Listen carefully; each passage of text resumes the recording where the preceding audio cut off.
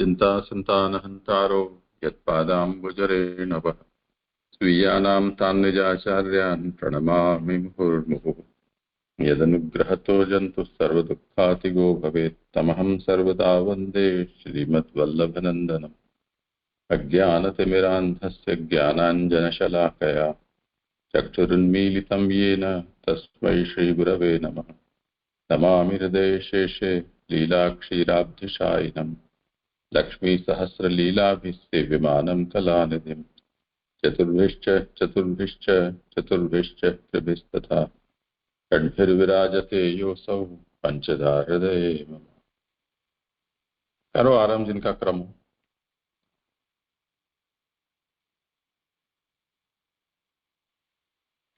दंडवत राम जी। श्लोक मेरा क्रम है। तो अभी अपन प्रथम स्कंद में द्वितीय प्रकरण के अंतर्गत अध्याय 5 में है, जहां भक्ति की महिमा का विषय है। उसमें अभी तक अपन ने 33 श्लोक तक का अध्ययन कर लिया है। पूर्व जस्ट अभी जो पूर्व के श्लोक आए उसमें कर्म को प्रभु को समर्पण करने से तापत्रय का जो नाश है और काल वगैरह की जो बाधकता है वो दूर होती है, तो कर्म को प्रभु को समर्पित करने चाहिए। वहां तक अपन ने अध्ययन किया। अब श्लोक संख्या 34 की मैं आभासार्थ लेता हूं। शंका करते हैं कि पहले किए हुए पूर्व जन्म के कर्म बाधक रूप में विद्यमान हैं, तो उनसे तीनों ताप हो सकते हैं, तो आगे किए हुए कर्मों को भगवान के अर्पण करने पर भी क्या होगा। जैसे अभी अपन ने पूर्व श्लोक में देखा था कि अपन को अपने सभी जो कर्म है वो प्रभु को समर्पण करने हैं।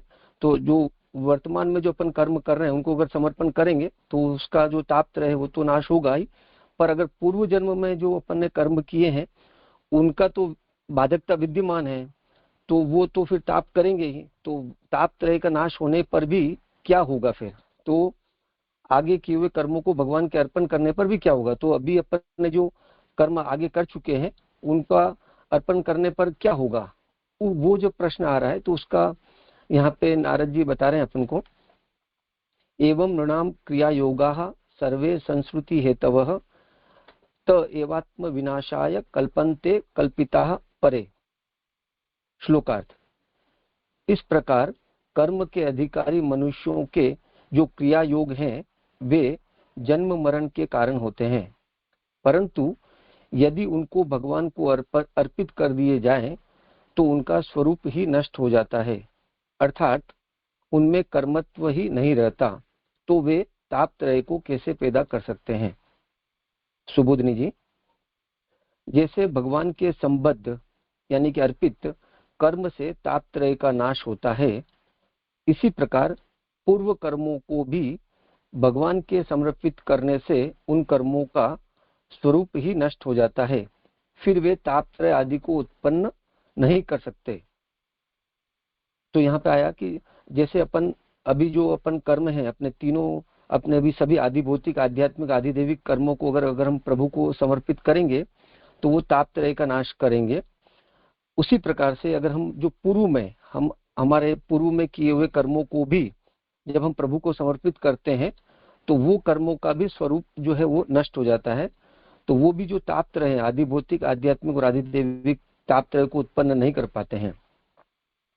श्लोकस्थ नृणाम पद से मनुष्य को कर्म करने का अधिकार बताया है, जो मूल कारिका में श्लोक में आया है नृणाम, उससे ये इंगित किया गया कि मनुष्यों को कर्म करने का अधिकार है।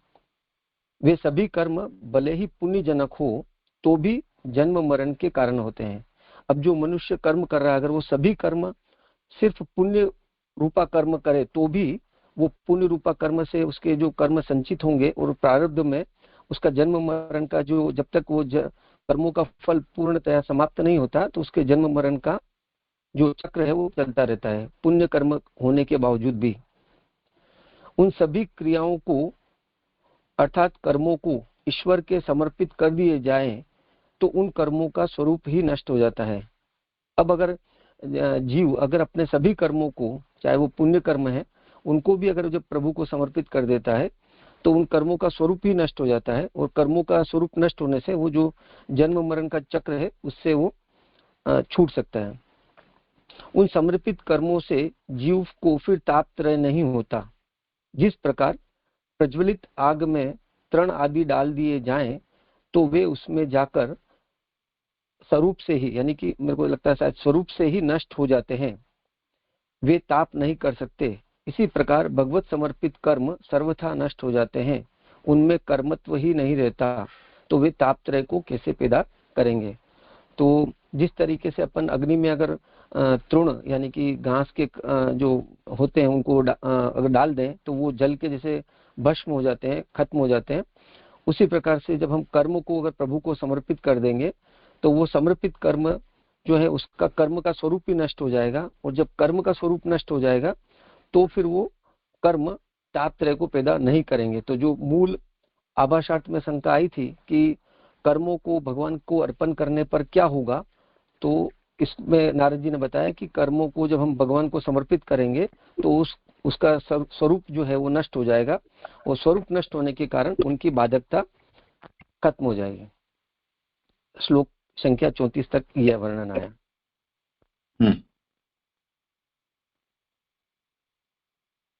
कुछ विचारणीय हो किसी को?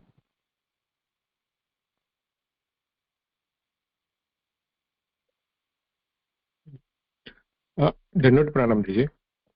दीजिए यहाँ पे जो आभासार्थ में जो शंका आई कि यानी कि जो पूर्व जन्म के जो कर्म बाधक हैं, और यहाँ पे जो श्लोक में आ रहा है, तो यहाँ पे जब यानी जब जिसको ज्ञान होता है कि मुझे अपने कर्म को प्रभु यानी समर्पित करने हैं, प्रभु को अर्पण करने हैं, तो यानी ज्ञान की पूर्व के कर्म और पूर्व जन्म के कर्म ऐसे यानी प्रार्थना करके उसे समर्पित करनी है, ऐसे समझना है।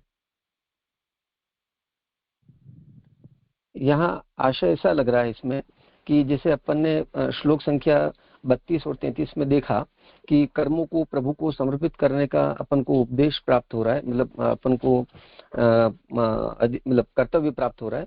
तो वहां हम जब कर्म का समर्पण कर रहे हैं तो हमको ऐसा लगता है जब हम समर्पित करते हैं कर्मों को, अभी जो वर्तमान में हमने जो कर्म किए हैं उनको हम प्रभु को, यानी वर्तमान में मतलब इस देह द्वारा जो भी कर्म हमारे हुए हैं, हमारे बैक ऑफ द माइंड, हमारे सबकॉन्शियसली हमको ये सब भाव रहता है शायद अपन को कि अपन अभी के जो जन्म में जो प्रभु के अभी तक जो ज्ञान होने से पूर्व में भी जो भी कर्म है उन सबको अब समर्पित कर दिया है, और समर्पित कर दिया तो आगे आने वालों में तो समर्पण का भाव रहेगा ही। अब अपन को प्रश्न आता है कि तो फिर अब तक मैंने पता नहीं कितने जन्म प्राप्त किए हैं, और उन जन्मों में अभी मुझे बोध भी नहीं है कि मैंने कौन कौन से कर्म किए हैं, तो फिर उसका क्या होगा। तो इसलिए यहाँ पे वो शंका आ रही है, और नारद जी उस प्रश्न का समाधान कर रहे हैं। तो वहां अपन को ज्ञान से पूर्व नहीं, इस जन्म से मुझे लगता है कि पूर्व जन्म, इस देह से संबंधित कर्मों का तो हमें थोड़ा अनुसंधान रह जाता है, पर जिन कर्मों का अनुसंधान नहीं है पूर्व जन्मों के, उन कर्मों के संबंध में बाधकता की शंका के समाधान में ये बात आ रही है। जी दिवेश भाई, मेरा यानी वही प्रश्न था कि यानी ज्ञान यानी इस जन्म में ज्ञान से पूर्व हुए कर्म और पूर्व जन्म के ये दोनों जो कर्म है वो प्रभु को यानी प्रार्थना करके अर्पण करना है, और फिर आगे आने वाले कर्म तो ऐसे ही वो तो करेंगे ही प्रभु को अर्पण, ज्ञान के बाद की बात हो रही है। और ज्ञान के पूर्व इसी जन्म के कर्म और जो भी पूर्व जन्म के कर्म उसी के यानी वो संबंध में था कि यानी कि वो प्रार्थना करके प्रभु को अर्पण कर देगा, और ज्ञान होने के बाद फिर जो भी कर्म करेगा वो प्रभु को अर्पण करेगा, ऐसे ही समझना है। वही प्रश्न था। अच्छा, हाँ तो फिर वही लग रहा है आशय, आप जो बोल रहे हैं ऐसा ही समझना चाहिए। एक्चुअली मेरा भी प्रश्न यही है, जैसे कि यहाँ पे जो बात आई कि भाई इस तरीके से कर्म को समर्पित करना, तो वैसे क्या है कि ये तो जो बात आई वो बाधक दूर करने के लिए जो बात आ रही थी, तो जो साधन तो जो है वो आगे जो बताए वो करने हैं। तो ये जो कर्म को समर्पण करना है तो उसकी प्रक्रिया या तो क्रिया क्या, सिर्फ प्रार्थना से ही करना या उसके लिए कोई वो अलग से रहेगी कोई, वो थोड़ी जिज्ञासा थी। मुझे संबंध में ऐसा लगता है कि जो कर्म का समर्पण अपन सिर्फ प्रार्थना कर दिया और कर्मों का समर्पण कर दिया, उस संबंध में तो पक्का नहीं है। हमको उन समर्पण का, जो अपन भी देखते हैं, कल जेजे ने भी जैसे बताया था कि कर्मों को प्रभु के साथ में जोड़ना है। मतलब अब हमने यज्ञ वगैरह कर रहे हैं तो यज्ञ का जो फल है, हम वो यज्ञ का फल कुछ चाह नहीं रहे, यज्ञ जो है कर रहे हैं तो वो यज्ञ को भी समर्पित कर रहे हैं, यज्ञ के फल को भी।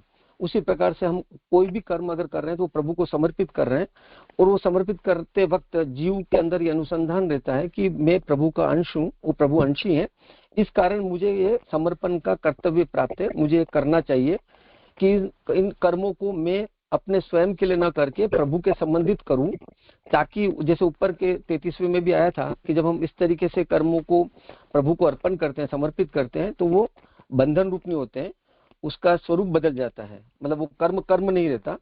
तो वहां हमको प्रभु के साथ जोड़ना है। तो अब सेवा द्वारा जो जीव अगर शरणागति में, तो शरणागति के अंतर्गत जो जीव अगर अन्य कोई भी प्रकार के मार्ग में है भक्ति के अलावा भी अगर, तो उसको सबको इसी प्रकार से ज्ञान मार्ग में है तो उसको भी अपने जो कर्म जो भी कर रहा है उन कर्मों को प्रभु को उसकी क्रियाओं में, बोध के अंदर भी, यानी कि उसके बोध में भी होना चाहिए, भावना में भी होना चाहिए, और जो कुछ भी क्रिया वो कर रहा है उसको प्रभु समर्पित कर देना है उसको। हेलो, मेरा ऐसा प्रश्न चल रहा था, ये अभी जो कर्म कर रहे हैं वो तो प्रभु को समर्पित कर रहे हैं जिसे तापत्रय नाश हो रहे हैं। हेलो, हाँ बोलिए, आवाज आ रही है। जो अभी जो कर्म कर रहे हैं उसका तो तापत्रय से नाश हो रहा है, आदि भौतिक, आध्यात्मिक और आध्यात्मिक, आदिदेविक। अभी पूरा कर्म के भावना से ही होएगा ना, पूर्व कर्म की भगवान के समर्थ करने से वो भावना से ही होगा ना, मेरा यही प्रश्न है बस। पूर्व में जो कर्म किए गए हैं, पूर्व में जो कर्म किए गए हैं वो भगवान को समर्पित करने से, यानी वो भावनात्मक ही हो सकते हैं ना, अभी तो जैसे समर्पित में जैसे कहते हैं मन, यही प्रश्न था मेरा। तेजस ने इसकी प्रक्रिया को पूछा था, आपके करीब करीब ऐसा ही पूछ रहे हैं इस विषय में। जैसे अपने यहाँ पुष्टिमार्गीय प्रकार और शास्त्रीय प्रकार दोनों ही होते हैं। जैसे भगवान ने कल शायद ये विषय आया था, यद करोषि यदश्नासि यद जुहोसि ददासि यद तपस्यसि कौन्तेय तत्कुरुषु मदर्पणम। तो वो भगवान ने वहाँ सभी कर्म करने वालों को ये कह रखा है जो भी कुछ करें उसमें लौकिक का भी समावेश कर लिया है। यत करोषि, ये करोषि से हमारी सभी क्रियाएं आ जाती हैं, उसमें लौकिक भी आ जाती है। यद अश्नासि, जो खाते हो, यानी भोजन है वो भोग का उपलक्षण है, जो भी हम भोगते हैं उनको भी। यद जुहोसी, यानी जिसका हम होम करते हैं, ये शास्त्रीय कर्मों के विषय में आ गया।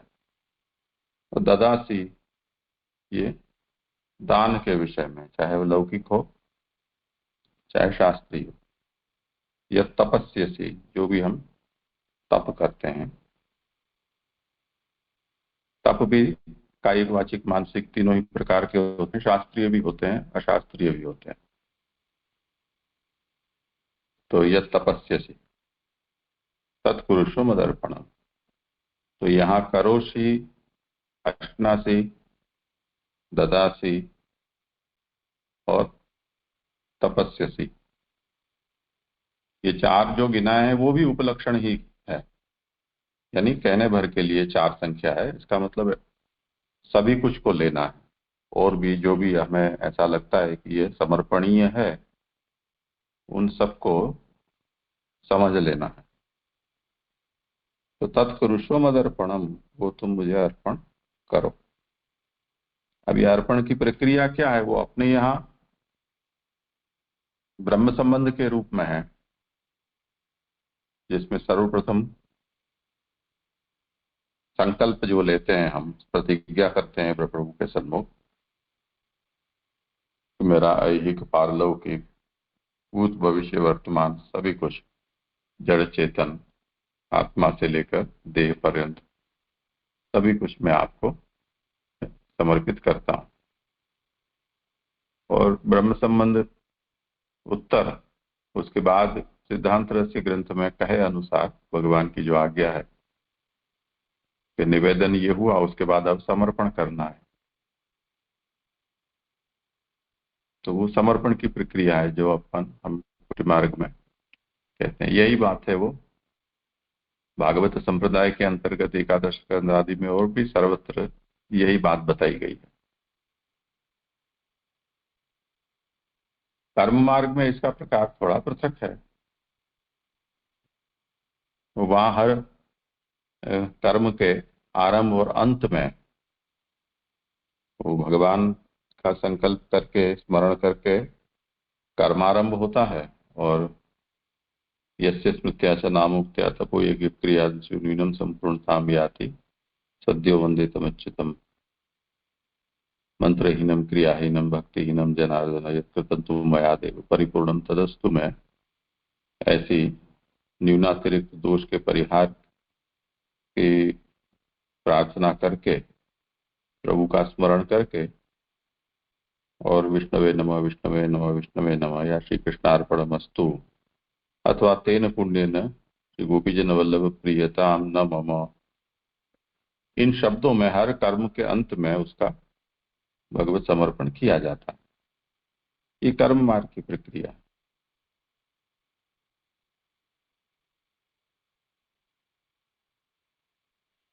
जी जी जी जी जी अजय जी स्पष्ट हो गया। और सिद्धांत रहस्य में भगवान ने इसको दो तरह से समझाया है, एक गंगा के उदाहरण से, एक स्वामी सेवक के लौकिक उदाहरण से।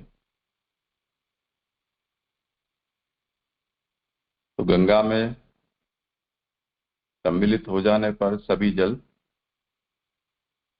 गंगा रूप हो जाते हैं। उस तरह से भगवत संबंध होने से सबकी भगवतीयता होती है, उससे उसकी ब्रह्मता, निर्दोषता और समानता हो जाती है। एक ये बात बताई है। उसमें पौर्वापर्य का जो प्रश्न है कि हमारे जो भी व्यवहार होते हैं वो हमेशा इतने पूर्व निर्धारित नहीं होते हैं कि प्रथम प्रभु को निवेदन करके या समर्पण करके ही हम उन व्यवहारों को कर पाए। तो उसके लिए स्वामी सेवक का लौकिक उदाहरण दिया है कि सेवक जैसे स्वामी की उपस्थिति हो तो हर बात को पूछ के आज्ञा लेके करता है, अनुपस्थिति हो तो कार्य को संपन्न करने के बाद जब भी स्वामी उपलब्ध हो जाए तब उनको वो सूचित कर देता है कि ऐसा ऐसा आपकी अनुपस्थिति में मैंने किया। तो इसे भी समर्पण ही माना जाता है। तो सेवकानां यथा लोके व्यवहार प्रसिद्ध्यति तथा कार्यम समर्प्यैव सर्वेषां ब्रह्मता ततः। इस तरह से समर्पण करने से भी सबकी ब्रह्मता होती है।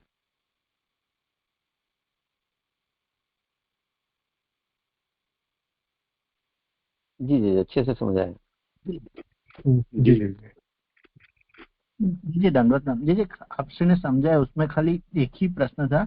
यहाँ जो है ना पूर्व कर्मों को भी, तो इसमें पूर्व जन्म के लेना और हम जो ब्रह्म संबंध में मतलब हम जो याद करते हैं हजारों सालों से, हम तो यही प्रक्रिया समझने के पूर्व जन्मों के कर्मों को ही भगवान को समर्पित करने से, जैसे आपसे नबी सेवक ना यथालोक के समझा, उसी तरह से समझना। मुझे तो प्रश्न समझ में नहीं आ रहा। देवेश तुमको कुछ समझ में आया हो तो? मेरे को ऐसा लग रहा है शायद राशेष भाई ये पूछ रहे हैं, मतलब राशेष भाई शायद आप ये पूछना चाह रहे हो, मैं आपका प्रश्न जो समझा अगर तो, कि भी जैसे यहाँ पे कारिका में मतलब श्लोक में आभासार्थ में आया कि पूर्व जन्म के कर्म, तो जे ने बताया कि अपन को जैसे लोक में अपन स्वामी के संबंध में सेवक का यह व्यवहार रहता है कि उपस्थिति में कर्म आज्ञा से समर्पण और अनुपस्थिति में फिर से बोधन द्वारा समर्पण। तो ये पूर्व जन्म के कर्म का समर्पण उस संदर्भ में इन दोनों को समन्वय करना है, ये प्रश्न शायद आपका है राशेष भाई। हाँ मतलब वही ऊपर पूर्व जन्म के आया और जो सुबोधनी जी में आया ना कि कर्म से ताप नाश होता है पहली लाइन में सुबोधनी जी की, इसी प्रकार पूर्व कर्मों को भी, तो पूर्व कर्म में पूर्व जन्म ही समझना है। मैं खाली इतना था, ऊपर के साथ कोरिलेट करने का मैं पूछ रहा था प्रश्न। हाँ यहाँ पूर्व तो जन्म वही बात होगी ना, दूसरा कहाँ से आएगा? लिख दो वहां पूर्व जन्म के कर्मों को भी। हाँ हाँ। और उसका जैसे निराकरण आपने जैसे समझाया कि स्वामी की अनुपस्थिति में होगा तो भी हमको बाद में स्वामी को जता देना है, उसका भी इसी तरह से समाधान निकलेगा, पूर्व जन्म के कर्मों को समर्पण का भी। हाँ हाँ जी जी, प्रणाम जी जी।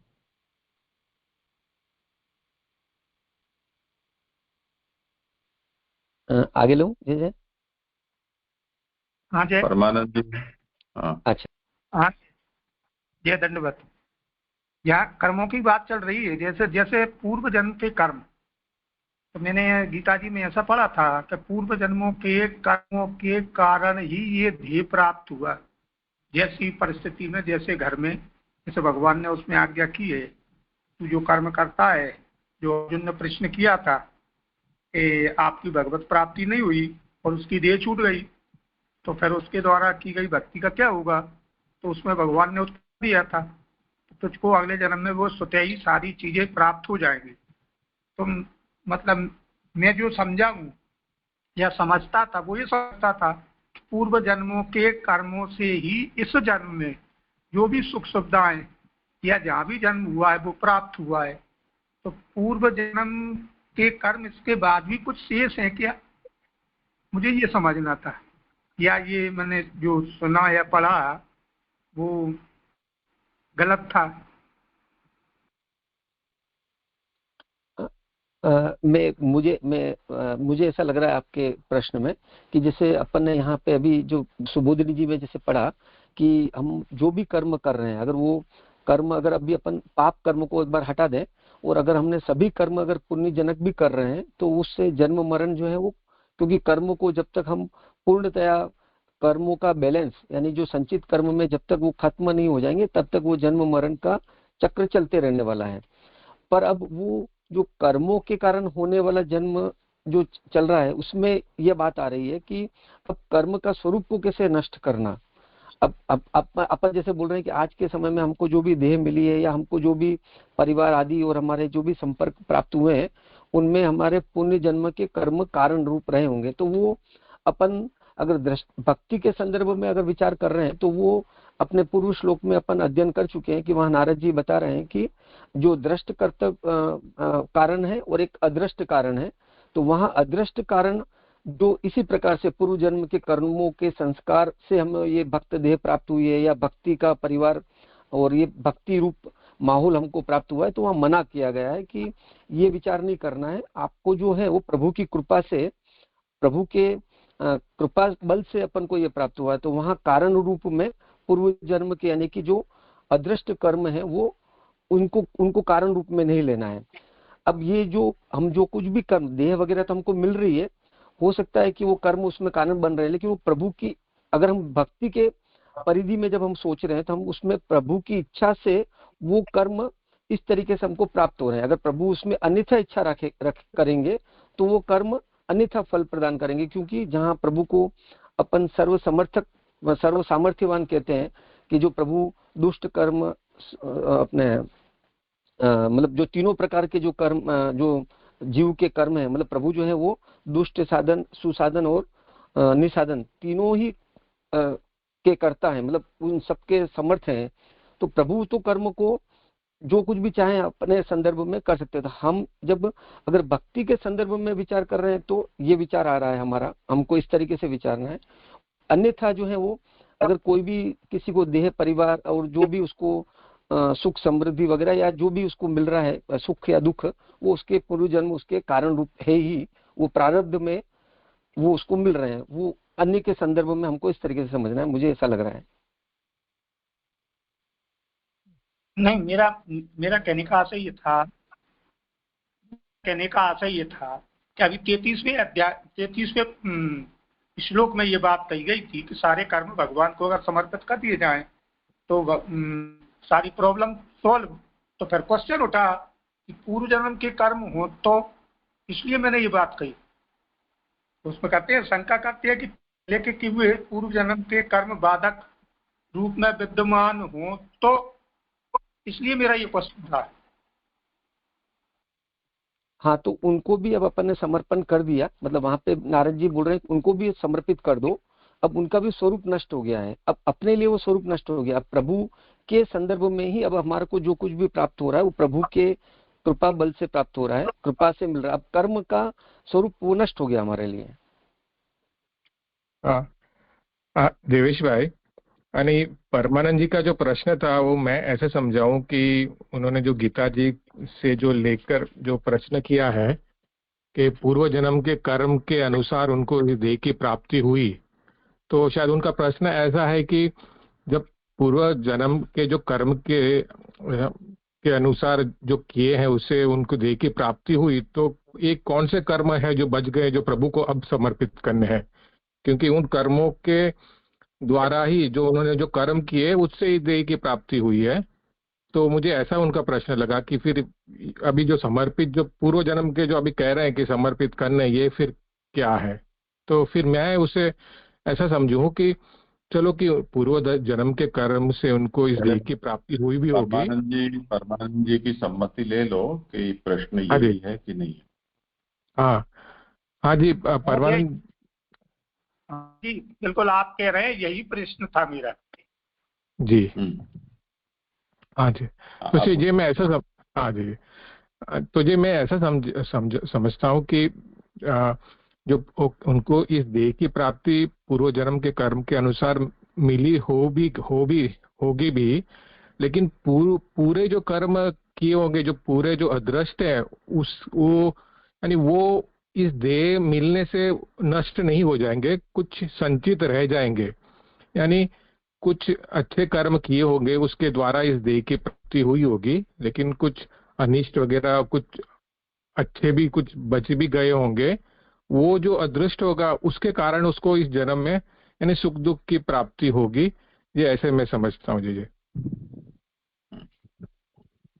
देखो, हमने ये विषय बेसिक कोर्स में हम इस बात को बार बार समझाते हैं कि मनुष्य के या जीवों के जो जन्म मरण होते हैं वो क्यों होते हैं। उसका मूल कारण ये 3 गुण हैं जिनके कारण हम मनुष्य वो कर्म से बंधते हैं। तो ये त्रिगुण जो है प्रकृति के, वो हमसे कर्म करवाते हैं, और वो कर्म है वो अच्छे बुरे फलों को पैदा करते हैं। वो मनुष्य ने जितने भी कर्म किए हैं वो संचित होते हैं। अब संचित हुए कर्म में से मनुष्य की आयु यदि 100 वर्ष की निर्धारित हुई है, तो जितने जन्म हुए अभी तक उसके हुए हैं सृष्टि से आरंभ से लेकर अभी तक, तो उनमें सभी तो कर्म हर जन्म पे खर्च नहीं हो जाते हैं। तो जो खर्च नहीं होते हैं वो सब संचित होते हैं, जमा रहते हैं। उनमें से 100 वर्ष में या उस जन्म में, होने वाले जन्म में, जितने कर्मों के फलों को भगवान भुगतवाना चाहते हैं, उन कर्मों के साथ मनुष्यों का जन्म होता है, बाकी के सब संचित रहते हैं। तो हमारा जन्म तो हो गया, वो प्रारब्ध कर्मों को लेकर हुआ। जैसे बाहर जाते हैं तो जितने दिन के लिए जाते हैं उतना खर्चे का रुपया लेकर जाते हैं, हमारी पूरी जीवन भर की कमाई लेकर तो नहीं जाते हैं। तो उतना हमारा प्रारब्ध है, पर जेब में जितने हैं उतनी ही हमारी संपत्ति है, ऐसा मतलब नहीं है। संचित बहुत कुछ है, हो सकता है जिसका जितना हो। तो वो तो असमर्पित रह गया ना। इस बार जो हम लेकर आए उसको हमने कर दिया, जो कर रहे हैं उसको हम कर रहे हैं, आगे भी हम संकल्प कर रहे हैं कि जो भी करेंगे वो भी हम आपको समर्पित करते जाएंगे। पर जो जमा है वो तो तापत्रय को पैदा कर सकते हैं ना।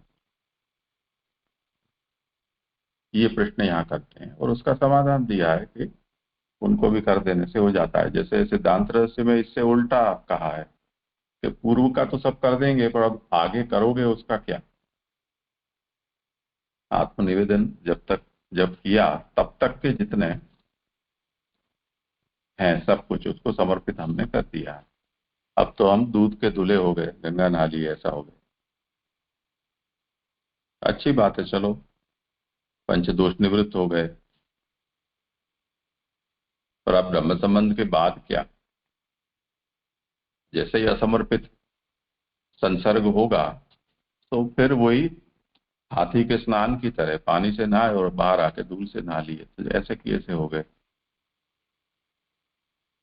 तो भावी दोष के कारण बहिर्मुखता न आ जाए, हम अपने सेवकत्व से भ्रष्ट न हो जाए, हमारा आत्मनिवेदन है वो कैंसिल न हो जाए, उसके लिए जो जो भी निवेदित किया है उसका समर्पण करके ही आगे सब कुछ करना है और असमर्पित का पूर्ण त्याग करना है। ये दो वस्तु हो तब फिर वो भगवद गीता बनी रहेगी, अन्यथा खंडित हो जाएगी। यहाँ उससे उल्टा कह रहे हैं कि चलो है, कर रहे हैं, वो करेंगे, उसका तो अब हम समर्पण कर देंगे, पर जो पूर्व के जन्म के कर्म हैं वो तो ऐसे के ऐसे खड़े हैं, उनका क्या? ठीक है जी जी ठीक हो गया समाधान। एक प्रश्न तुरंत खड़ा हो गया, जैसे हमारे परिक्षेत्र में हमारे परिक्षेत्र में ये भ्रांति कहो या कुछ कहो, पुष्टि मार्ग बहुत सरल मार्ग है, बहुत सरल मार्ग है, इसलिए न जाने कितने गांव के गांव शरण में आ गए, लेकिन कर वो ही रहे हैं जो पहले कर रहे थे, उसमें थोड़ा बहुत 1-2% परिवर्तन मानेंगे और सरल मार्ग है मोहन थार का मार्ग। या तो मुझे मतलब इतने 3-4 महीने से जुड़ा हूँ, मुझे ऐसा लग रहा है इससे कठिन और कोई मार्ग ही नहीं है।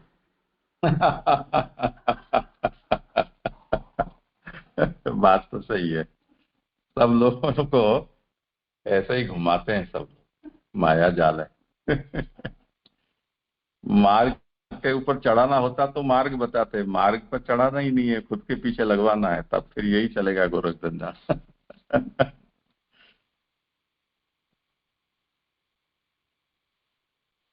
आगे का श्लोक लो। ठीक है, करो आप।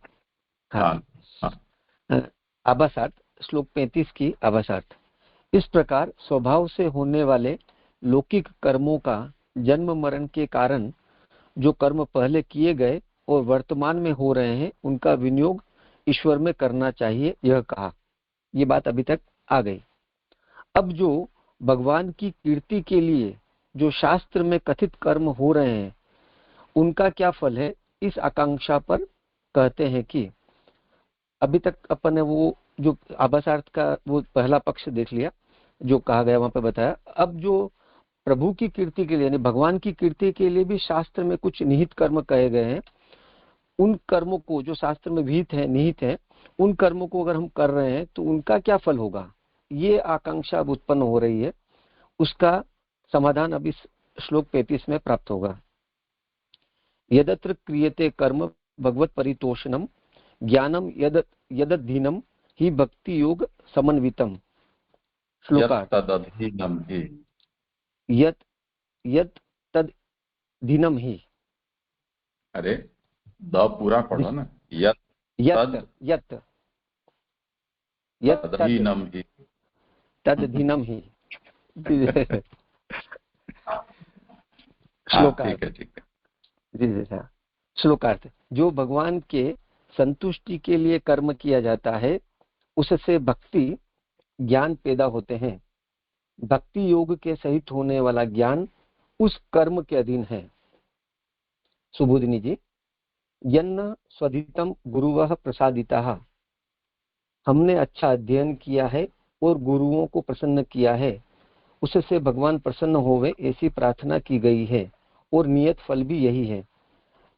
ये जो यन्न स्वधितम गुरुवः प्रसादितः, ये जो है वो भागवत जी के चतुर्थ अध्याय के चतुर्थ स्कंद के 30वें अध्याय में 39 और 40 श्लोक में आ रहा है। वहां पे ये बात की जा रही है कि अगर हम जो कुछ भी कर्म वहां पे जो प्रचेताएं हैं, प्रचेताओं की प्रभु प्रसन्न मतलब प्रभु प्रकट हुए हैं और प्रभु की वो स्तुति कर रहे हैं, उस स्तुति के अंतर्गत ये श्लोक आया है। उस स्तुति में वो यही कर रहे हैं कि अब तक हमने जो कुछ भी कर्म किए हैं, जो कुछ भी हमने साधन किए हैं, वो सभी साधन जो है वो प्रभु आपके संतोष का कारण बने, यही हम वरदान मांग रहे हैं। अब आ रहा है, यदि एक ही कर्म पुण्यजनक हो तथा भगवान की प्रसन्नता के लिए भी एक ही दो कार्य करेगा तो किसी अंश में संयोग रहेगा और किसी अंश में पृथकत्व रहेगा। यदि एक ही कर्म पुण्यजनक हो तथा भगवान की प्रसन्नता के लिए भी, अब अगर हम कोई कर्म कर रहे हैं, अब उस कर्म के दो पहलू हो सकते हैं कि एक कर्म जो हम कर रहे हैं वो पुण्य का भी पुण्य भी उत्पन्न कर रहा है, पुण्यजनक भी हो रहा है, और वो साथ में हम प्रभु की प्रसन्नता का भी कारण बन रहा है। तो अब वो कर्म जो हमने किया है वो दो कार्य करेगा, किसी अंश में वो संयोग रहेगा और किसी अंश में पृथकत्व रहेगा। उसका संयोग रहेगा मतलब मेरे को ऐसा समझ में आ रहा है कि वो किसी अंश में वो प्रभु के साथ जुड़ रहा है प्रसन्नता के संदर्भ में, और किसी अंश में वो पृथक है पुण्य के संदर्भ में। अर्थात कर्म दोनों फल देने वाले होंगे, यानी कि वो उस समय ऐसे कर्म दोनों प्रकार के फल प्रदान करेंगे। जैसे दही आदि के लिए कहा है, दधना जुहोति दधेन्द्रिय कामस्य जुह्यात खदीरे बदनाति खादीर वीर कामस्य यूयम कुर्यात इत्यादि में दही आदि के दो फल माने हैं। मैंने इसका थोड़ा वो गुजराती वाले में देखा तो वहां पे बताया गया है कि जो दही है उसके दही का दो प्रकार से उपयोग है, कि दही को हम नित्य कर्म में भी उपयोग करते हैं और दही को हम काम्य कर्म में भी उपयोग करते हैं। तो जब हम दही को नित्य कर्म में उपयोग करेंगे तो उसका परिणाम जो है वो अलग होगा फल, और दही को जब हम काम्य कर्म में प्रयोग करेंगे तो उसका फल अलग होगा। तो जो इसी प्रकार यहाँ भी यदि कर्मों का फल भगवत प्रसाद एवं पुण्य जनकता होगी तो जन्म मरण जरूर होंगे, तो क्योंकि उसमें उभय रूपता है। तो जो कर्म हम कर रहे हैं, जो कर्म दो प्रकार से हो रहे हैं कि पुण्य जनक भी हो रहे हैं और भगवान की प्रसन्नता का भी के लिए भी हो रहे हैं, तो ऐसे कर्म जो भगवत प्रसाद रूप भी हो रहे हैं और पुण्य जनक भी हो रहे हैं तो उनसे जन्म मरण रहेंगे, क्योंकि उसमें उभय रूपता है।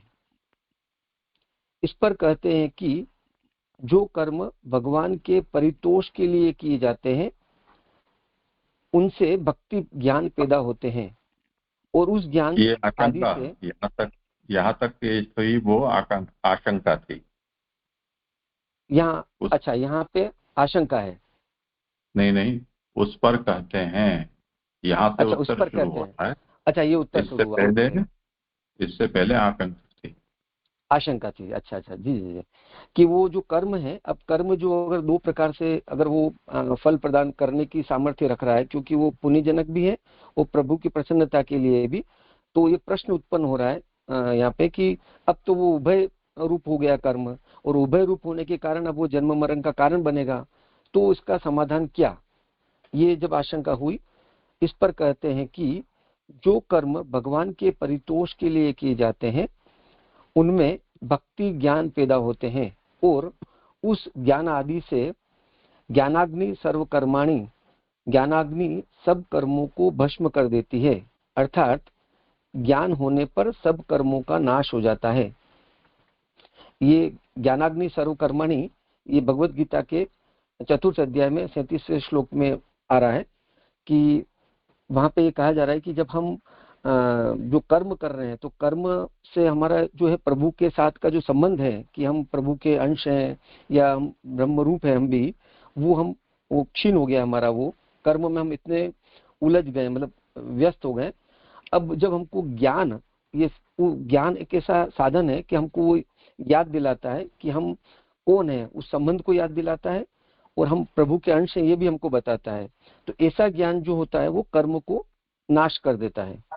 वो यहाँ पे भगवत गीता के इस 4th अध्याय में 37वें श्लोक में कहा है, प्रसिद्ध ज्ञान जो भक्ति सहित है वह उन कर्मों के अधीन है। जो ज्ञान प्रसिद्ध है, यानी कि जिस ज्ञान के बारे में कहा जा रहा है, प्रसिद्ध ज्ञान जो भक्ति सहित है वह उन कर्मों के अधीन है। तो उन कर्मों के अधीन मतलब कि जो भगवान की प्रसन्नता के लिए जो कर्म किए जाते हैं उन कर्मों के अधीन वो ज्ञान है।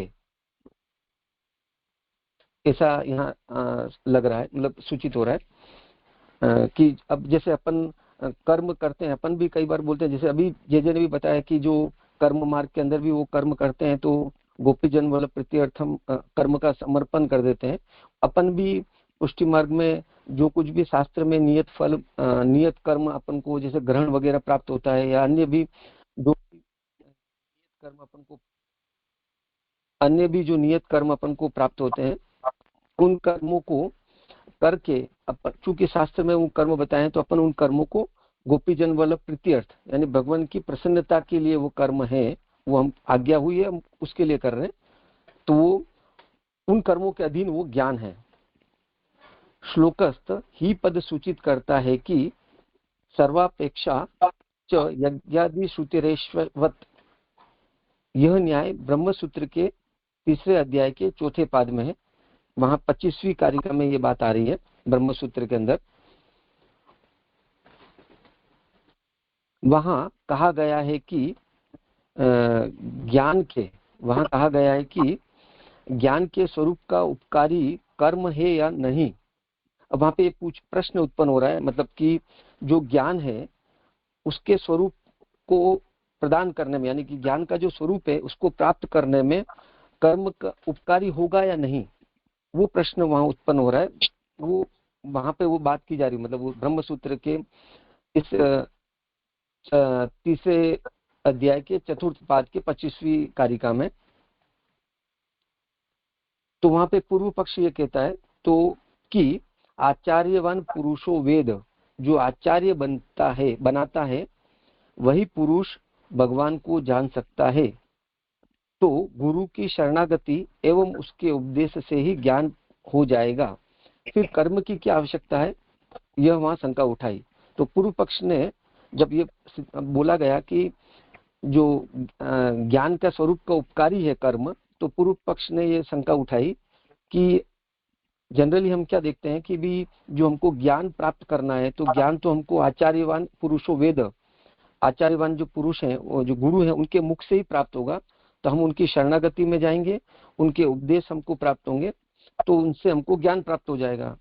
तो उस ज्ञान प्राप्ति में कर्म की क्या उपयोगिता है, तो कर्म की कोई आवश्यकता नहीं है, ऐसी वो शंका उठाई। तो सिद्धांत यानी कि सिद्धांत पक्ष ये कह रहा है, यह कहा है कि पुरुषोत्तम के ज्ञान के होने में कर्म ज्ञान भक्ति की अपेक्षा है। वे सभी पुरुषार्थ जो भगवत प्राप्ति रूप है उसी को वेद कहता है। मतलब कि सिद्धांती ये कह रहे हैं कि पुरुषोत्तम का जो ज्ञान होगा उसमें हमको ज्ञान कर्म और भक्ति तीनों की अपेक्षा है। हम ऐसा नहीं कह सकते हैं कि हमको कर्म नहीं करना है और सिर्फ ज्ञान या भक्ति से ही हम पुरुषोत्तम की प्राप्ति कर लेंगे। भगवत प्राप्ति रूप जो पुरुषार्थ है उसमें तीनों की उपयोगिता है और वही वेद कह रहा है। वह पुरुषार्थ प्राप्त यदि ज्ञान से ही हो जाए तो यज्ञ आदि का करना व्यर्थ हो जाएगा। तो अगर वो पुरुषार्थ जो भगवत प्राप्ति रूप पुरुषार्थ है अगर वो ज्ञान से ही प्राप्त हो जाएगा तो जो वेद में यज्ञ आदि का वर्णन कहा गया या यज्ञ आदि करने का उपदेश है, मतलब आज्ञा है, वो फिर व्यर्थ हो जाएगी। इसलिए मानिए कि कर्म ज्ञान के स्वरूप द्वारा पुरुषार्थ का साधक है। इसलिए मानो कि जो ज्ञान है कर्म जो है वो ज्ञान स्वरूप के द्वारा, मतलब कर्म जो है वो ज्ञान उत्पन्न कर रहा है और ज्ञान स्वरूप के द्वारा पुरुषार्थ की प्राप्ति हो रही है, यानी कि ज्ञान स्वरूप के द्वारा जो पुरुषार्थ की प्राप्ति में वो साधक बन रहा है कर्म इस तरीके से। परंतु वह निष्काम कर्म होना चाहिए। परंतु वो जो कर्म है जो ज्ञान की इस तरीके से जो ज्ञान प्रदान करने में हमको पुरुषार्थ रूप ज्ञान प्रदान कर रहा है वो कर्म निष्काम होना चाहिए, सकाम कर्म नहीं होना चाहिए। वाजसनेयी शाखा में कहा है कि यथाकारी यथाचारी तथा भवति, जैसा आचरण करता है वैसा बन जाता है। इससे यह कहा कि कामना से कर्म करने वाले को पुनः जगत में आना पड़ता है और जो कोई कामना नहीं करता वह ब्रह्म रूप होकर ब्रह्म में लीन हो जाता है। तो वहां पे वाजसनेयी शाखा में ये बात आ रही है कि यथाकारी यथाचारी तथा भवति, जो जैसा भी करता है जो जैसा करेगा वो वैसा ही बन जा रहा है। तो इसलिए अगर कामना से अगर कोई व्यक्ति कर्म करेगा, जीव कर्म करेगा, तो वो फिर से जगत में आएगा, पुनः जगत में, क्योंकि उसकी कामना से किए हुए कर्म के कारण कर रहा है। और अगर कोई निष्काम कर्म करेगा तो वो ब्रह्म रूप हो जाएगा ज्ञान की साधना के अंतर्गत आगे, और इस तरीके से वो ब्रह्म में लीन हो जाएगा। इससे यह कहा कि निष्काम कर्मकर्ता को ही ब्रह्म प्राप्ति होती है। तो जो ब्रह्म की प्राप्ति होगी वो निष्काम कर्म करने वाले को ही होगी। कर्मों से जब पाप नहीं रहते तब ज्ञान होता है। तो कर्म का जो ज्ञान वही कर्म करा पाते हैं जो कर्मों से जो पाप हुआ है वो नहीं रहे। तो इसलिए जरूरी है कि निष्काम कर्म हो, तो वो निष्काम कर्म होंगे तो वो ज्ञान प्राप्त कराएंगे। यहाँ दृष्टांत कहते हैं कि कोई मनुष्य किसी कार्य के लिए बाहर जाता है तो घोड़ा उसको वहां पहुंचा देता है जहां वह जाना चाहता है। फल मिलने में वह घोड़ा कारण नहीं है। तो यहाँ आगे उदाहरण दिया कि जैसे कोई अपन को कहीं बाहर जाना है, कोई कार्य है, तो अपन वहां बाहर उस जगह पर पहुंचने के लिए अपन घोड़े का उपयोग करते हैं और घोड़े के मदद से अपन वहां पे पहुंच जाते हैं। फल मिलने में वह घोड़ा कारण नहीं है। अब वहां पहुंचने का जो फल होगा, वहां पहुंच के जो अपन को फल होना है, उसमें वो घोड़ा कारण नहीं बन रहा है। घोड़ा तो सिर्फ वहां पहुंचाने का कार्य कर रहा है। इसी प्रकार अधिकारियों के 3 प्रकार के प्रतिबंध की निवृत्ति के लिए ही सकाम कर्म उपकारक है। मैं जब पढ़ रहा था तो मेरे को ऐसा लगा कि यहाँ पे शायद ये सकाम नहीं होना चाहिए, फिर भी अभी इसलिए मैं एक बार सकाम हटा के बोल रहा हूँ, फिर आप इसका समाधान बताना। इसी प्रकार अधिकारियों के 3 प्रकार के प्रतिबंध की निवृत्ति के लिए ही कर्म उपकारक है।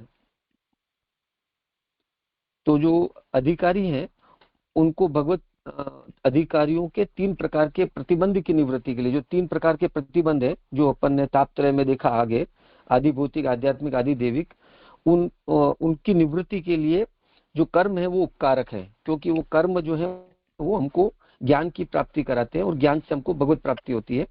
तो मुझे लगता है यहाँ सकाम शब्द नहीं होना चाहिए, क्योंकि आगे आ रहा है जो अपन अभी जस्ट आगे की पूर्व पंक्ति में पढ़े कि निष्काम कर्म वो ज्ञान प्रदान करता है। किंतु भगवत प्राप्ति कराने वाले ज्ञान में वह कारण नहीं है, तो पूर्व पक्ष की अपेक्षा उत्तर तंत्र के प्रबल होने से संयोग पृथकत्व न्याय का बोध हो जाता है, किंतु भगवत प्राप्ति कराने वाले ज्ञान में वह कारण नहीं है। अच्छा, तो फिर ये सकाम कर्म जो है, अगर हम वापस मैं खुद अभी इसमें शंका में हूँ, फिर जैसे इसमें मैं प्रश्न रहेगा पूछ लूंगा कि किंतु भगवत प्राप्ति कराने वाले ज्ञान में वह कारण नहीं है। जो सकाम कर्म है वो कारण नहीं है, जो निष्काम कर्म है वही कारण है भगवत प्राप्ति करना। तो नहीं, ये बात तुम्हारी सही है, इसमें सकाम शब्द नहीं होना चाहिए। नहीं होना चाहिए, जी जी नहीं जी। तो फिर अब इसको, इस पंक्ति को मैं फिर से लेता हूँ, किंतु भगवत प्राप्ति कराने वाले ज्ञान में वह कारण नहीं है। तो थोड़ा सा यहाँ पे इस पंक्ति बैठ नहीं रही है। हाँ, तो ठीक है, अधिकारियों के 3 प्रकार के प्रतिबंध की निवृत्ति के लिए कर्म उपकारक हैं, किंतु भगवत प्राप्ति कराने वाले ज्ञान में वो कर्म कारण नहीं बनते हैं। अच्छा, जैसे वो घोड़े का उदाहरण बताया वैसे। हाँ जी जी जी, वो न्याय जो घोड़े का आया उसमें समझ में आया। तो पूर्व तंत्र की अपेक्षा उत्तर तंत्र के प्रबल होने से, जो पूर्व तंत्र की अपेक्षा यानी कि जो अपन वेद के जो पूर्व कांड और उत्तर कांड है, तो पूर्व कांड की तुलना में उत्तर कांड जो है वो प्रबल है होने से संयोग पृथकत्व न्याय का बोध हो जाता है। तो जो मूल में जो प्रश्न उत्पन्न हुआ था, जो अपन ऊपर देख रहे थे जब अपन सुबोधिनी जी में, कि वहां पे संयोग और पृथकत्व यानी कि उभय रूपता है फल कर्म की, और उभय रूपता के कारण वहां पर संयोग पृथकत्व की बात आई। तो इसलिए ब्रह्मसूत्र का ये ब्रह्मसूत्र यहाँ पे महाप्रभु जी ने हमको बताया समझाने के लिए। तो इससे यह स्पष्ट होता है कि मतलब पूर्व तंत्र की अपेक्षा उत्तर तंत्र प्रबल है, और इस प्रकार संयोग पृथकत्व न्याय यहाँ से हम ये समझ सकते हैं, जिससे कर्म में पुण्य जनकता न होने से उनसे जन्म मरण नहीं होते। तो जो कर्म है वो अगर हम निष्काम कर्म हो रहे हैं तो वो पुण्य जनक न होने के कारण फिर अब उससे जन्म मरण नहीं होंगे। इसी अभिप्राय का सर्वापेक्षा च यज्ञादि श्रुतिरेश्ववत यह ब्रह्मसूत्र है। यहाँ तक अब श्लोक संख्या मतलब श्लोक 35 में का वर्णन आया। तो जी मेरा जो प्रश्न था यहाँ पे ही अंतिम में कि जो अपन को आया कि भी संयोग पृथकत्व न्याय का बोध होता है, तो जैसे कर्म की उभय रूपता बताई, कर्म की उभय रूपता के कारण क्योंकि कर्म दो प्रकार से हो जाने की संभावना बन रही, जो शास्त्र में कहें तो वो शास्त्र के बताए हुए कर्म को हम अगर करेंगे तो पुण्य फल भी प्राप्त होगा, साथ साथ में क्योंकि शास्त्र की आज्ञा से कर रहे तो वहां प्रभु की प्रसन्नता भी होगी, और इस तरीके से उभय रूप बन रहा है। तो किस तरीके से हम इसकी उभय रूपता अलग हो रही है, ये जो ब्रह्मसूत्र का जो न्याय बताया, ब्रह्मसूत्र में ये जो न्याय से वो कैसे समझे जाए, वो थोड़ा सा एकदम स्पष्ट नहीं हुआ। हाँ, कोई बात नहीं। देखो, इसमें सबसे पहले तो जो आशंका है उसे समझ लेना चाहिए, पूछा क्या जा रहा है। महाप्रभु भागवतकार ये कह रहे हैं कि यदत्र क्रियते कर्म भगवत परितोषणम, जो कर्म भगवान के परितोषण के लिए किया जाता है, प्रसन्नता के लिए किया जाता है, जो भक्ति योग से समन्वित है, उसके वो अधीन हो जाता है। तो अब वो कर्म है वो उसके अधीन हो जाता है, ये बात यहाँ कही जा रही है। उत्थानिका में क्या इसकी बात कही कि पूर्व में अभी तक जितना निरूपण आया उसमें ये बात कही गई है कि प्रभु को अर्पण किया जाए सब कुछ। और उस दिन कोई एक महिला श्रोता है, उन्होंने भी ये प्रश्न किया था कि जो हम सब कुछ करें, उनको ऐसा समझ में आया कि वो हम सब कुछ अर्पण कर दें। तो बात तो ठीक है, अर्पण कर दें, पर वो अर्पण क्या करें इसका तो निर्णय होना चाहिए ना, क्योंकि हम तो कुछ भी करते हैं और जो भी करें उसे यदि हम अर्पण करके ये मान लें कि अब हमें कोई बंधन रूप नहीं रह गया, तो ऐसे भोले तो भगवान है नहीं। तो यदि आपने कपट से कुछ कर्म किया है, यदि आपने कुछ कामना रखते हुए कर्म किया है, कुछ आपने मजबूरी में किया है, कभी किसी के दबाव में किया है, कुछ आपने निष्काम भी किया होगा, कुछ भक्ति भाव से किया होगा, तो बहुत भाव भेद से बहुत सारे कर्म के भेद हो ही जाते हैं। प्रतिदिन हम कर्म करते हैं, उनमें भी ये सभी प्रकार आ ही जाते हैं। और हम ये मान लें कि हमने उनको प्रभु को अर्पण कर दिया, तो अब हमें कोई तापत्रय का नाश हो जाएगा हमारा, अब कुछ भी अदृष्ट नहीं होगा इससे पैदा। तो इतने तो भोले ठाकुर जी भी नहीं है, न ऐसी ठाकुर जी की व्यवस्था ऐसी अंधेर नगरी जैसी है। तो इसी बात को लेकर ये प्रश्न यहाँ उपस्थित हुआ। तो कहा क्या जा रहा है कि सबसे पहले हमें वही कर्म करने हैं कि जिस कर्म से प्रभु की प्रसन्नता हो।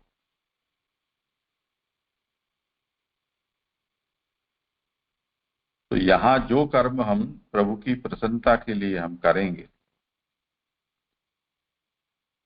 वो भक्ति योग के साथ जो ज्ञान है वो उसके अधीन होता है, ऐसा कहा। अब उसमें ये बात आई कि भाई हम कर्म क्या क्या करते हैं। तो जैसे ये संयोग पृथकत्व वाला प्रश्न यहाँ भी आया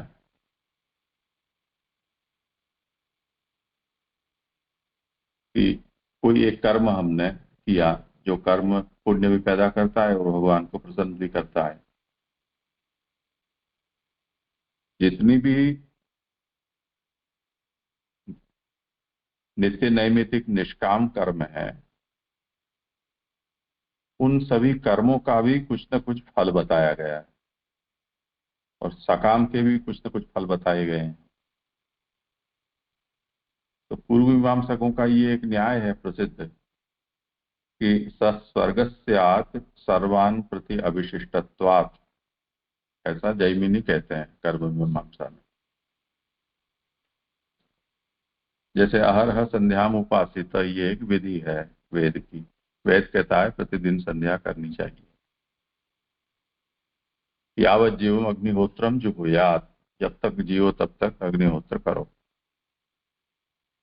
अब ये दोनों ही विधि वाक्य हैं, उनमें कहीं भी ऐसा करने से क्या होगा, कौन सा फल मिलेगा, ये नहीं कहा गया है।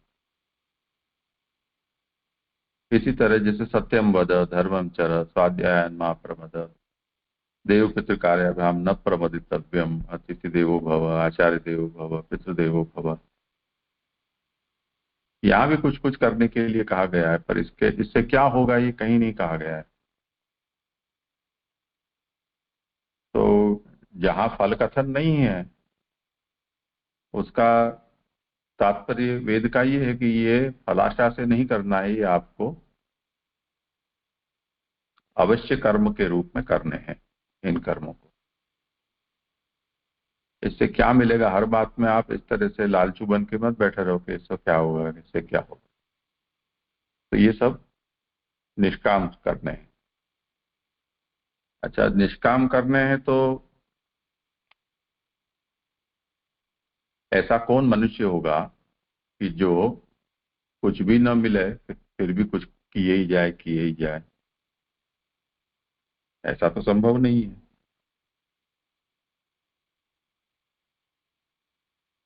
कुछ तो बोलो कि हमें ये करोगे तो आपको ये मिलेगा, कम से कम शाबाशी देंगे, इतना बोल दो कि वाह बहुत अच्छा किया। तो मीमांसकों ने इस बात को कहा है कि जैसे भगवान आज्ञा करते हैं, नहीं कल्याण कृत कश्चित दुर्गतिम तात गच्छति, जो कल्याणकारी कार्य करता है उसकी कभी दुर्गति नहीं होती है। और जो भी हम कर्म करते हैं वो कर्म हमें तत्काल फल न दें तो न सही, पर इकट्ठे हो जाने पर वो सत्फल प्रदान करते हैं। अंतःकरण हमारा शुद्ध होता है, ऐसी सब बातें भी कही गई हैं। मीमांसकों ने ये कहा कि स्वर्गस्यात् सर्वान् प्रति अविशिष्टत्वात्,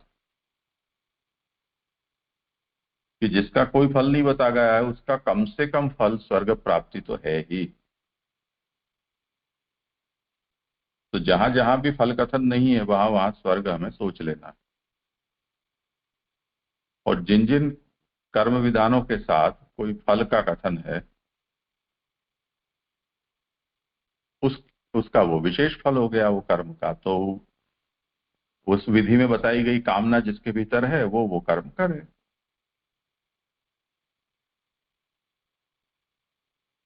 तो अब दो बातें हो गई। चलो ऐसा विभागशः वेद की आज्ञाएं होती तो चलो मेरा समाधान हो गया कि जिनको सकाम कर्म करने हो वो सकाम कर्म करे, निष्काम करने हो निष्काम करे। पर जो निष्काम कर्म है उनमें भी जो भी स्तुतियां आती हैं या उन कर्मों के महात्म्य बताए जाते हैं उनमें फिर से कोई न कोई उसकी फल जनकता बताई जाती है। जैसे भागवत है उदाहरण के तौर पर, क्योंकि अब श्रौत स्मार्त कर्म तो अब हमारे कोई जीवन में रहा नहीं, इसलिए उसके उदाहरण दे तो भी समझ में आना मुश्किल है। तो भागवत का ही उदाहरण ले लो। भागवत के महात्म्य में दोनों बातें कही गई हैं।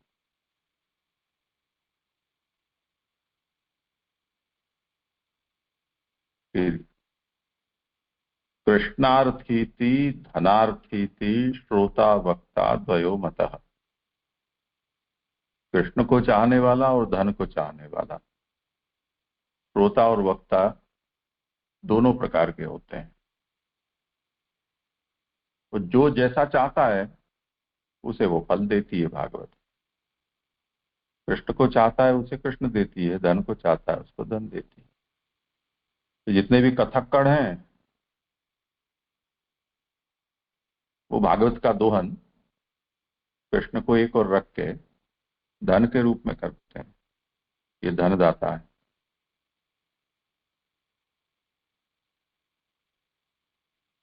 अब हम पढ़ रहे हैं अभी, उसमें व्यास नारद के संवाद से हमें जो समझ में आता है और जो शुक और परीक्षित की दृष्टि से हमें जो समझ में आता है, या शौनक और सूत के उससे जो हमें समझ में आता है, उससे ये भागवत किसके लिए प्रकट हुई है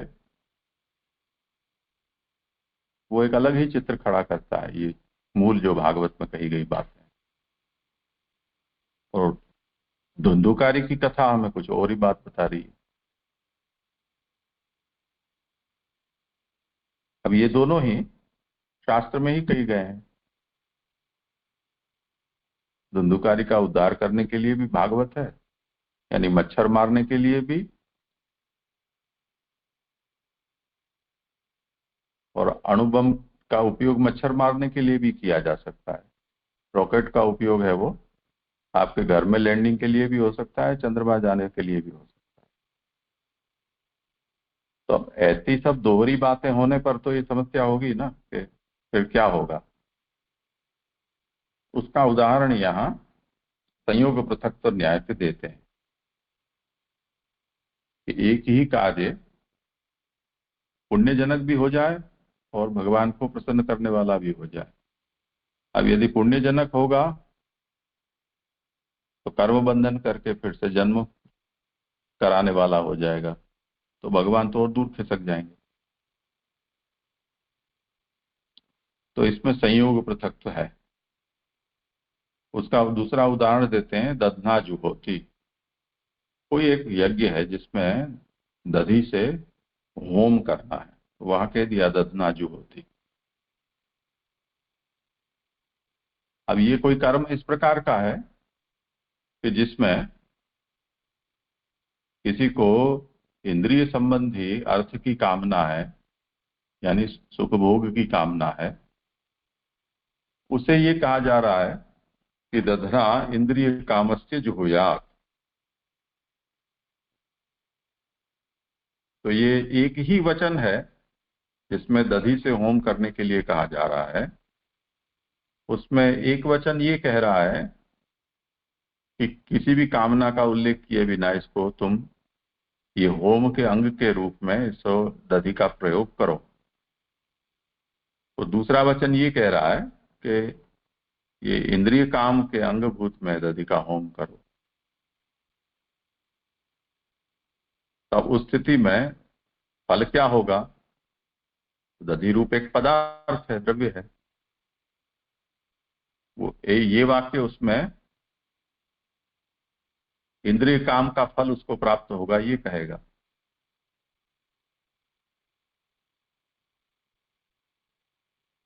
तो प्रश्न हो जाएगा ना कि मुझे क्या मिलेगा इससे। तो उसमें संयोग पृथक्त्व न्याय हमें ये कहता है कि जिसकी जिस प्रकार की कामना होती है उस प्रकार से वो कर्म उसे फल देता है। ये संयोग पृथक्त्व न्याय का मतलब है।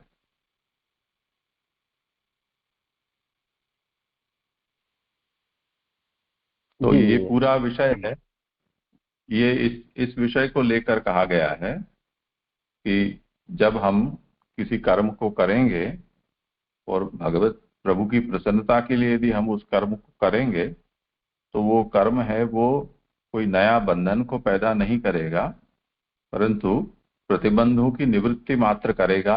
इतना उपकार वो कर्म हमें कर देगा।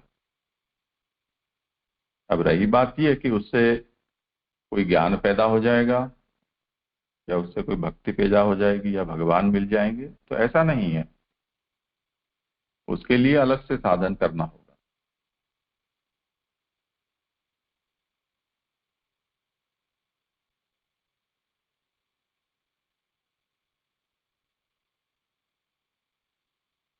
देवेश जी हाँ जी बहुत एकदम अच्छे से स्पष्ट हो गया जी।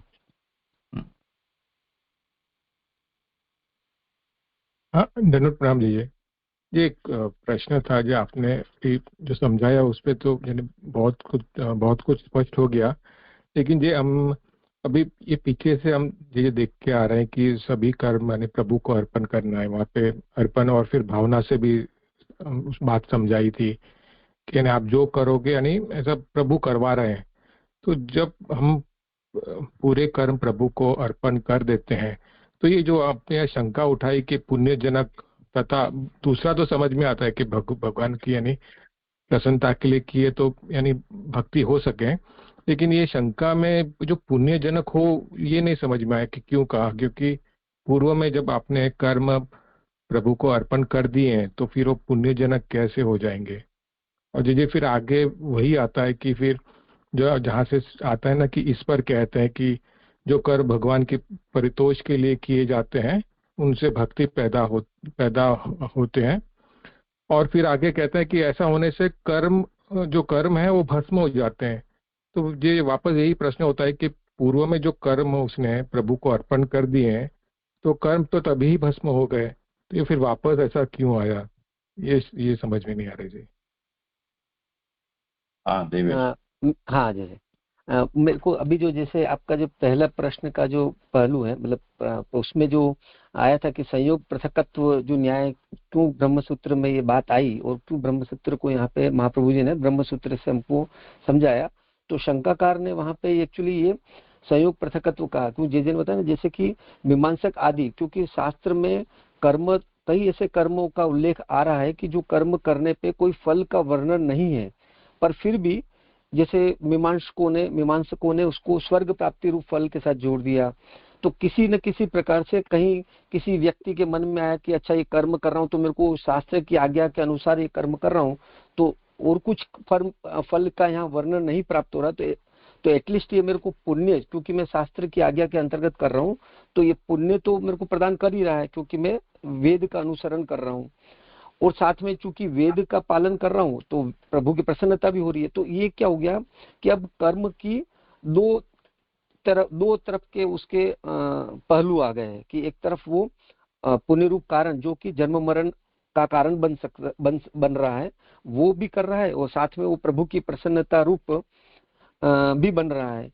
वो शंकाकार ने इसीलिए वो उठाया कि ये तो हो रहा है, कर्म का ये बाय डिफॉल्ट गुण है और ये होगा, तो इसका समाधान कैसे समझे। इसके संदर्भ में फिर सिद्धांती ने बात बताई और वहां पे हमको फिर महाप्रभु जी ने उसकी विवेचना में ये संयोग पृथकत्व न्याय जो ब्रह्मसूत्र में लिया गया उसका विवरण करके बताया कि भी जो कर्म है वो जैसा जो व्यक्ति करता है वहां पे वो वैसा हो जाता है उसके हिसाब से। तो अगर वो कर्म को सकाम कर रहा है तो ठीक है, उसका एक पहलू बनेगा, फिर उभय रूप नहीं बन पा रहा है वो। और अगर वो निष्काम कर रहा है तो निष्काम कर्म जो है वो उसको अपने वहां मंजिल तक ले जाएगा। अब उसको ज्ञान वगैरह की जो प्राप्ति है उसके लिए वो पृथक साधन के करके प्रभु प्राप्त करेगा। ऐसा मुझे जो जे ने समझाया उससे ये समझ आ रहा है आपके प्रश्न में। जी देवेश भाई, लेकिन मेरा प्रश्न वही है कि आपने जो समझाया कि जो कर्म का जो स्वभावतः गुण है जो यानी पाप पुण्य पैदा करता है उसके संदर्भ में आ रहा है, तो मेरा प्रश्न वही था कि पीछे हम जो 2-3 श्लोक में देख के आए इसी जो स्वभावतः जो उसका गुण है ये कि पाप पुण्य पैदा करना, उसी के निवारण के लिए पीछे ऐसा आया कि आप सब कुछ भगवान को समर्पित कर दो, यानी उससे न पाप और कुछ पुण्य पैदा होगा, न जन्म मरण की स्थिति पैदा होगी, तो उसी के पीछे आ गया। तो फिर यहाँ पे वो शंका फिर वापस क्यों उठाई कि पुण्यजनक होते हैं, क्योंकि वो सभी कर्म प्रभु को अर्पण तो कर ही रहा है जो भी कर रहा है वो। और दूसरा प्रश्न भी उसमें आगे वही आ रहा है कि फिर अगर वो भगवान की प्रसन्नता के लिए जो कर्म कर रहा है उससे उसको भक्ति पैदा होती है और उस भक्ति के कारण सभी कर्मों का नाश हो रहा है। तो वो मेरा प्रश्न वो भी था कि वापस ऐसा क्यों आ रहा है, क्योंकि जब पिछले श्लोकों में जब बताया कि वो सभी कर्म प्रभु को अर्पण कर रहा है तो तभी सब यानी कर्मों का जो भी फल था वो यानी भस्म हो गए, तो फिर वापस यहाँ पे क्यों आए, वही शंका थी मेरी। नहीं, इसमें ये जो यन्न स्वधीतम गुरव प्रसादिता ये जो श्लोक है ना, सुबोधनी में जो शंका में दिया गया है वो इसमें मूल कारण है, उसको आप लोगों ने थोड़ा ध्यान से नहीं देखा है, उसके कारण ये समस्या हो रही है। सब कुछ अर्पण करना है, ये बात तो हो गई, चलो समाधान हो गया। पर प्रश्न ये है कि हम जो भी कुछ अर्पण करते हैं वो कर्म ही तो अर्पण करते हैं, कर्म का फल तो हमारे हाथ में है नहीं। अब जो कर्म अर्पण करते हैं वो कर्म का ही नेचर कुछ ऐसा है कि जिससे कुछ नियत फल पैदा होते हैं। जैसे ये वचन है, यन्न स्वदितम गुरव प्रसादिता विप्राश वृद्धाश सदानुवृत्त्या आर्यानता सुहृदो भ्रातरश्च सर्वाणि भूतान्यनसूयैव। तो ये प्रचेता है, वो भगवान की स्तुति करते हुए ये कहते हैं कि हमने बड़ी साधना की और आपके आश्रय से हमने बड़ा चित्त को समाहित करते हुए हमने इसका अध्ययन किया, गुरु की सेवा शुश्रूषा की, ब्राह्मणों की, वृद्धों को प्रसन्न हमने किया और सब जगह से बुद्धि दोष बुद्धि छोड़कर और श्रेष्ठ पुरुषों की, सूरत गणों की, बंधु वर्ग की और सभी प्राणियों की वंदना की है और अन्नादि का त्याग भी किया, जल में खड़े होकर तपस्या की। और हम अब ये चाहते हैं वरदान आपसे कि हमने ये सब जो किया है उससे आप प्रसन्न हो।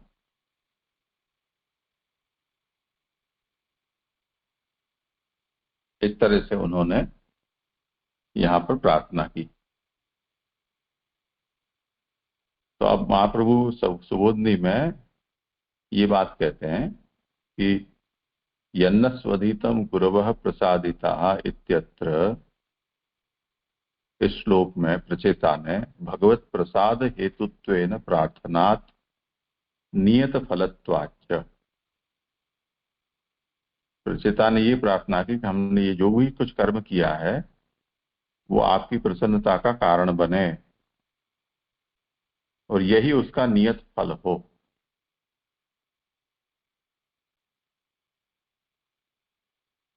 तो उस स्थिति में अब ध्यान से देखो कि यदि एक ही कर्म पुण्यजनक हो तथा भगवान की प्रसन्नता के लिए ही एक ही दो कार्य करेगा तो दो दो बात हो गई।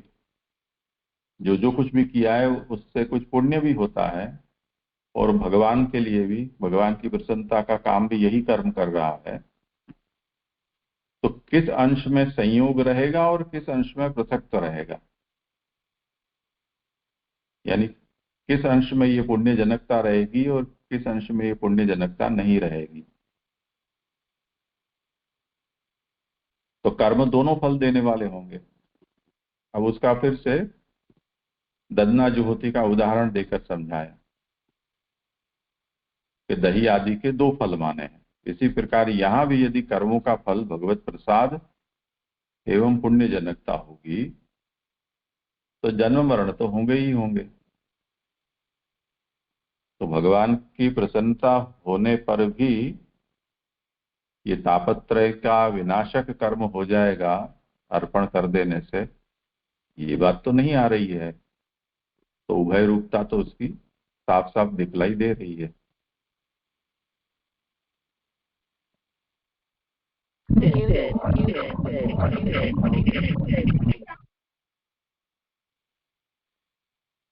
इसका व्यावहारिक उदाहरण हम ये दें कि जितनी भी ये विलायती दवाई है एंटीबायोटिक, वो एंटीबायोटिक दवाएं जब हम खाते हैं तब हमारे शरीर में से जो रोग के जीवाणु हैं वो तो जाने खत्म होते हैं, पर उनके साथ साथ जो शरीर में उपयोगी हैं ऐसे भी तत्व उससे नष्ट हो जाते हैं, जिसको साइड इफेक्ट कहते हैं। अब वो साइड इफेक्ट तो उसके साथ जुड़ी हुई है, तो ये दो दो फल हो गए,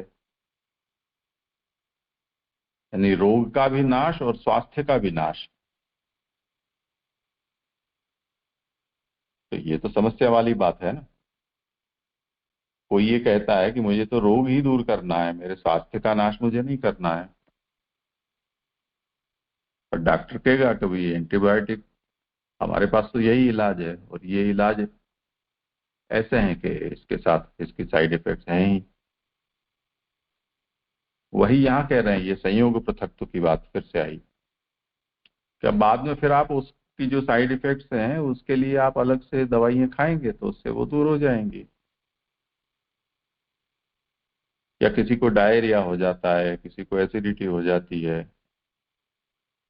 ऐसे कुछ कुछ साइड इफेक्ट्स होते ही रहते हैं सब।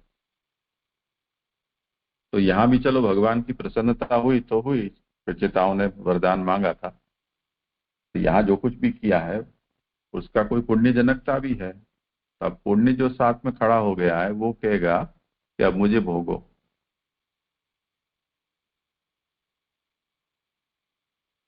तब तो फिर तापत्रय का विनाश थोड़ी हुआ, वहीं वहीं के वहीं रहे। ये आशंका है, इस पर कहते हैं, यहां से उसका फिर उत्तर दिया कि जो कर्म भगवान के परितोष के लिए किए जाते हैं उनसे भक्ति ज्ञान पैदा होते हैं, और उस ज्ञान आदि से सब कर्मों को वो भस्म कर देती है। अर्थात ज्ञान होने पर सब कर्मों का नाश हो जाता है। प्रसिद्ध ज्ञान जो भक्ति सहित है वह उन कर्मों के अधीन है, यानी जो भगवत प्रसन्नता के लिए किए जाते हैं उसके अधीन। तो भगवत प्रसन्नता के लिए ही हमें कर्म करने चाहिए, ये इसका सारांश हुआ। तो अब देख लो, जो जो कर्म से भगवान प्रसन्न होते हो ऐसे ऐसे कर्म करो, दूसरे उपद्रव मत करो। महाप्रभु ने बहुत सरल इसका बताया है निबंध में। कर्मनिष्ठा तदा ज्ञेया यदा कृष्ण प्रसीदति यदा चित्त प्रसीदति। कर्म में निष्ठा तब जाननी चाहिए कि जब चित्त निष्पाप निर्मल हो जाए, शुद्ध हो जाए। ज्ञान निष्ठा तदा ज्ञेया सर्वज्ञो यदा भवेत्। ज्ञान में हमारी निष्ठा तब जाननी चाहिए कि जब हमें सर्वज्ञता प्राप्त हो जाए। और भक्ति निष्ठा तथा ज्ञेया यदा कृष्ण प्रसीदति। भक्ति निष्ठा तब जाननी चाहिए कि जब कृष्ण प्रसन्न हो जाए। मनोरथी प्रसन्न हो जाए यूं नहीं, सेठिया प्रसन्न हो जाए यूं नहीं, तो भगवान प्रसन्न हो जाए।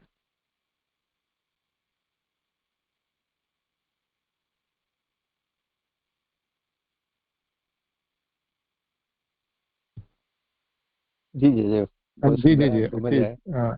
अच्छी तरह स्पष्ट हुआ जी जी जी जी। यानी इसका तात्पर्य ऐसे भी ले सके ना कि यानी कर्म को समर्पित करना है उतना ही आवश्यकता नहीं है, लेकिन जो भगवत प्रसन्नता के लिए जो कार्य भी करना होते हैं तभी जाके यानी ये सब साथ साथ ही चल रहे हैं। आप जब यानी हम पीछे श्लोक में जो देख के आए कि प्रभु को कर्म समर्पित करें, तो उसके साथ साथ ही ये चल रहा है कि वो जो कर्म है वो कौन से आप समर्पित कर रहे हैं और उससे क्या हो रहा है। कि अगर पुण्यजनक हो रहा है और भगवान की प्रसन्नता के लिए आप कर्म कर रहे हैं, उससे जो भगवान की प्रसन्नता के लिए जो आप कर्म कर रहे हैं उससे आपको भक्ति पैदा हो रही है, और सब कर्म यानी जो पुण्यजनक कर्मों को भी वो नाश कर देते हैं, ऐसा।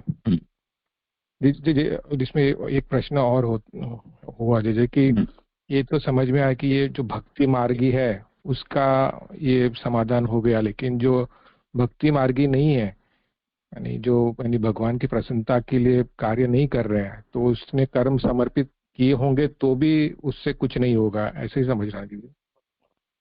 हाँ, ऐसा है कि जितनी भी कर्म विधियां हैं उसमें भगवद अर्पण समर्पण अंत में होता ही है, पर बात ऐसी है कि उसको भी एक विधि का पार्ट बनाकर उसे भी कर्म ही बना दिया जाता है।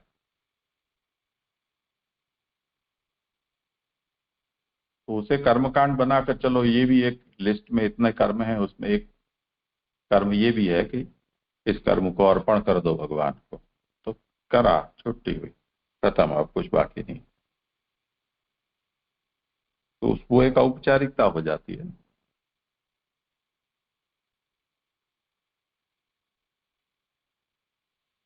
जी जी जी, वो स्पष्ट है जी। धन्यवाद, प्रणाम जी जी। ये जी दंडवत प्रणाम।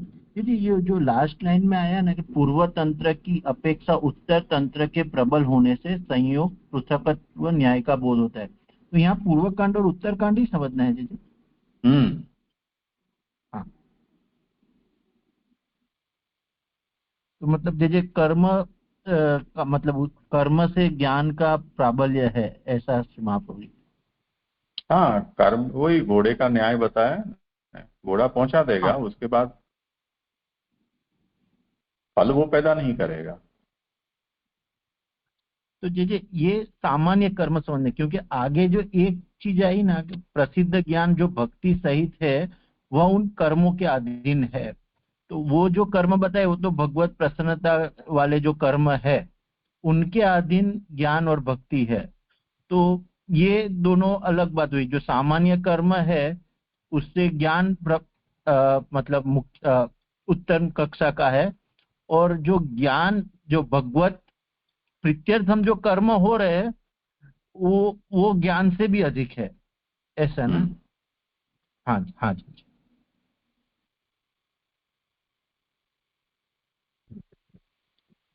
जी जी, आगे मेरा क्रम है जाजिए, मैं लूँ? हाँ या अच्छा हो गया तुम्हारा, ठीक है। तो फिर नवी घोड़ी नवोदाव कल करते हैं। जी जी जी। जी जी।